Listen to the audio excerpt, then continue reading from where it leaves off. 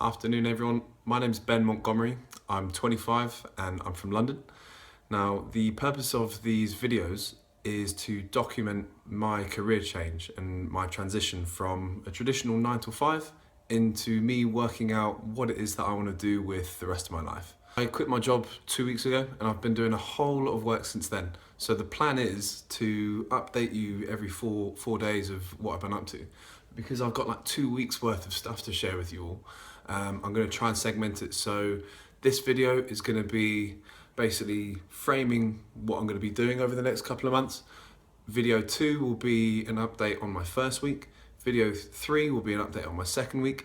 And then going forward from then on, it will hopefully just be catching up with a regular cadence. So every 4 days. Why a vlog? Why have I decided to post this all online about my transition from a 9 to 5 to searching for something more? Number one, I just want to be able to document this transition. Number two, whether it be through the skills that I've acquired or the potential following that I gain. It's only gonna do positive to whatever it is that I decide to do next. Reason number three, if after all this soul searching, it turns out that actually a 9 to 5 is the best suited thing for me and that's ultimately what I want to do, I'm going to have to go back through the rigmarole of applying for jobs, writing my CV, sending things through, interviewing, etc. And anytime an employer sees a gap of a couple of months or even longer where there was no official full-time employment, it's always going to raise questions. So by me documenting this, I'm kind of almost safeguarding myself as well. Reason number 4. Now, reason number 4 is down to a person called Tim Ferriss. Now, he runs a podcast every single week, and one of the themes of that podcast was the whole concept of meta-learning. Now, meta-learning is the ability to deconstruct and pick up a new practice incredibly quickly, and he has a very easy to follow 4-step process for that. And the 4-step process is called DISS, so DSSS. Now, the final S in that is called stake, STAKE. And the whole premise of this is that for whatever it is that you're learning, if you can provide yourself with some external motivation as to providing yourself with an additional reason other than you just want to actually achieve a goal, you're much more likely to do it. So me creating this vlog is a pretty big version of that S. So this stake is essentially if I don't do this and I screw up, or if I eventually decide to can this in and just jump into a standard 9 to 5 again, it's going to be pretty embarrassing for me if everyone sees it online. So what I've done in my eyes is provided myself with a pretty big stake of making sure I succeed, because if I don't, then all of you guys will know about it, and I don't want that to happen. Now, what is my ultimate objective? To work out what I want to do with the rest of my life.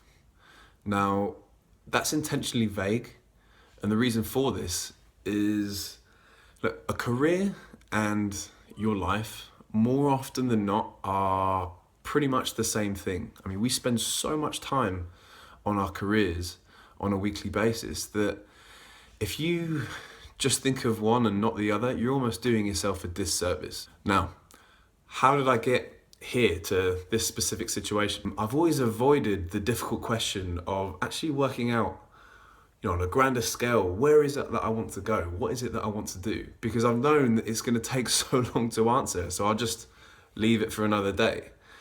So when I was 16, choosing my A-levels, I decided to choose art because I enjoyed it, business because it's always going to help, and French because not many English people can speak another language. Now, when I received my A-level results, I didn't even get into any of the universities that I had applied for. So instead, I decided to move to Canada, become a ski instructor. I also decided to reapply for university the next year. So my first year was in Portsmouth. My second year was studying abroad in France. My third year was working, so a work placement in London. And my fourth year was back in Portsmouth. Now, when I graduated from university, the first job that I got in London was a sales job. I knew I didn't want to go into marketing, didn't want to go into finance. Working for someone else is always a safe bet, especially when you don't have an idea. And I was very fortunate that the company that I fell into ended up being one that I'd work in for 2.5 years. But ultimately, I knew it wasn't where I wanted to go. So I always ask myself the question, how can I safeguard and keep myself as employable as possible? What is the best decision if I don't know what I want to do? So that's kind of reflected in every single one of those decisions. Just because I knew one day I would address the question of what is it that I want to do with my life. Just so happens to be that I feel that now is that time. Now, the last point I want to leave you guys on is actually a quote. And the quote is, "You regret the things that you don't do more than the things that you do." It's a quote that I've always loved, and anytime I'm trying to convince someone else to do something cool, that's what I'll always say. It's by a man called H. Jackson Brown. He was an American author, pretty famous in the 90s.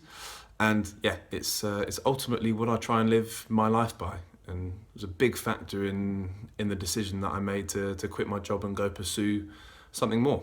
So thank you for watching, and I look forward to updating you on, what day is it today? So Monday, so Tuesday, Wednesday, Thursday.